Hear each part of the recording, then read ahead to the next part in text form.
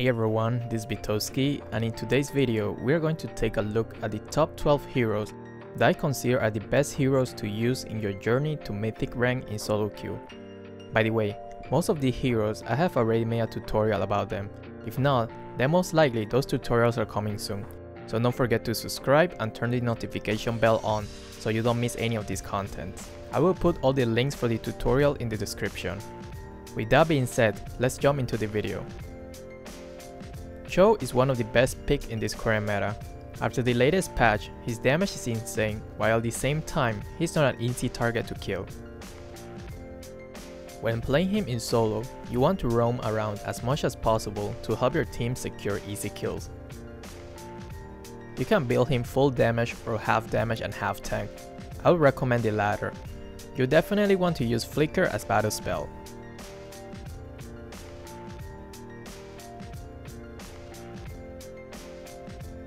Guinevere is the latest mage addition to the game, and like most new heroes, she is definitely very strong, borderline OP.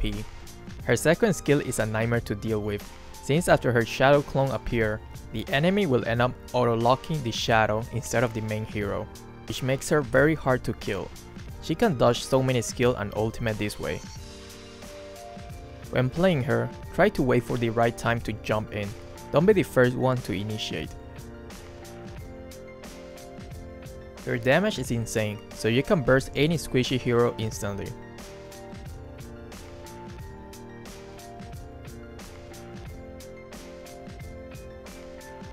Leomord is currently one of the best fighters in the game. He doesn't use mana, so once you get Bloodlust Axe, you almost never have to go back to base to heal. One first skill to the minion wave and you get tons of health back. His skills also make him very hard to kill, and he can deal so much damage. When playing him, try your best to not let the enemy push your lane's turret. Just by spamming your first skill, you can clear wave fast. Once you get Endless Battle, you can start playing more aggressive.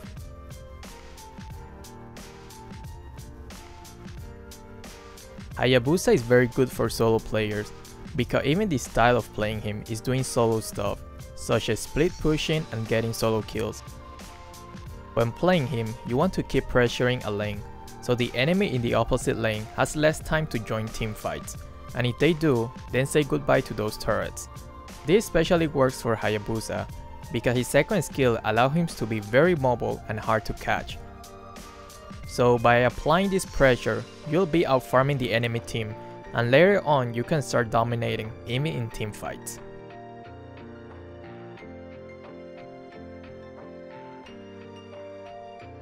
Gusion doesn't need much introduction.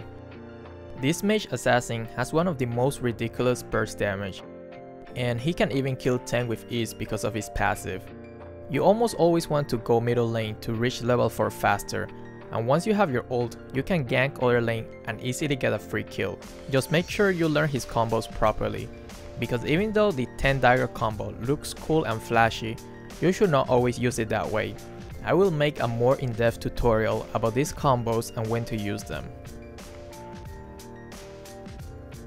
Selena is very strong early game. She is the only hero that doesn't need level 4 to get her ultimate. So from the start, you can play very aggressively and roam different lanes to get kills.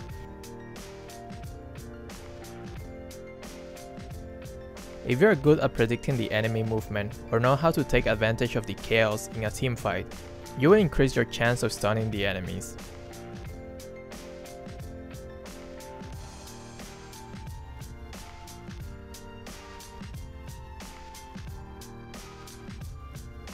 Harley is one of my favorite heroes to play in solo rank.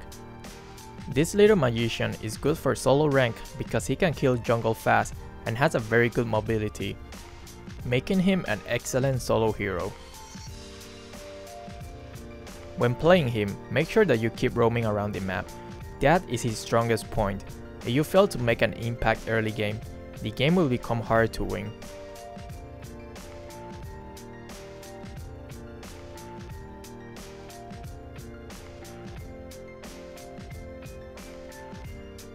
Lunox with the right build and the right decision making can become a nightmare to deal with.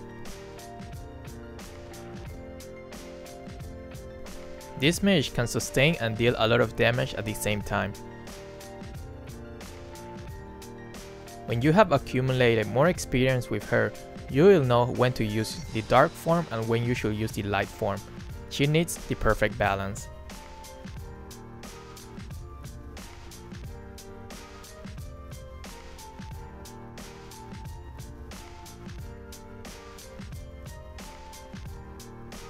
Grog is perhaps one of the only tanks that doesn't need to rely too much on your teammate and can accomplish a lot of things on his own. His early game is very scary, his damage is absurd and it will help your team farm and play more aggressive early game. And because of his passive, he can sustain so much damage that oftentimes the enemy don't even want to bother you trying to fight you. Because if you exchange damage for damage, the enemy will end up losing more HP. Karrie is a great marksman for solo, because her passive makes it possible for her to play more aggressive early game. If the enemy seems to be out of position, just keep poking them with your basic attack or skill. After you hit them 5 times in a row, it will deal tons of damage. In the late game, she will be a killing machine, even to the tanks, and if you know about positioning, then she will be very hard to kill.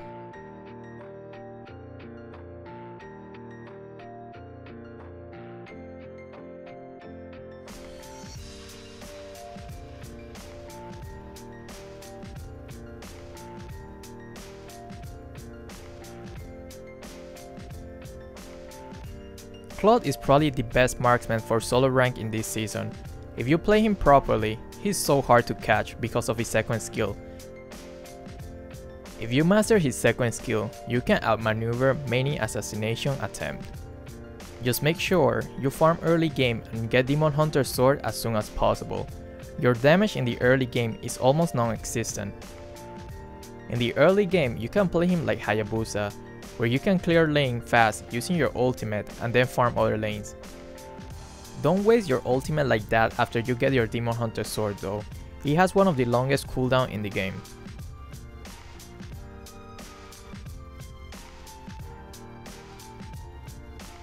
Helcurt is definitely a solid pick for solo rank in this season. His damage output is insane and at the same time he can easily split push, get solo kills and escape any danger with his ultimate if needed. When playing Helcurt, you have to make sure you always have your second skill charged before you attempt any gank. This way it will maximize his chance of securing a kill, so don't always waste your second skill to kill minions. Play smart.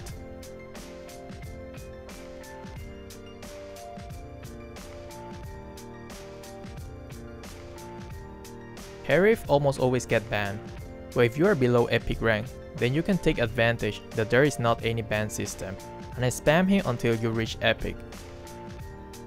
With the right build, this mage can sustain a lot and deal tons of damage at the same time.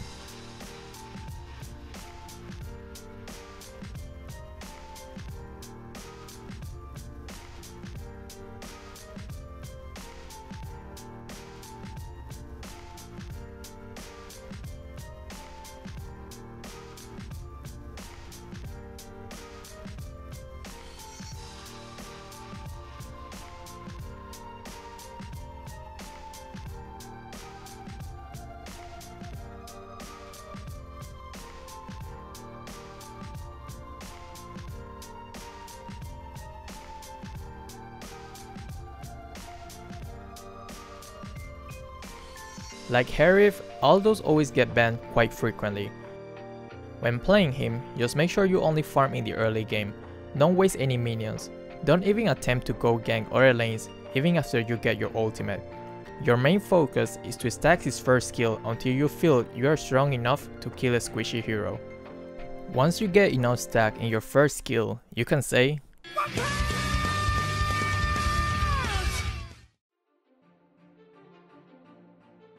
For those who like to play support, don't worry.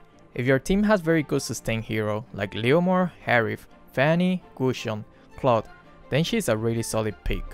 But if you feel like they're dumb, then use your ult on someone else who you think has better understanding of the game.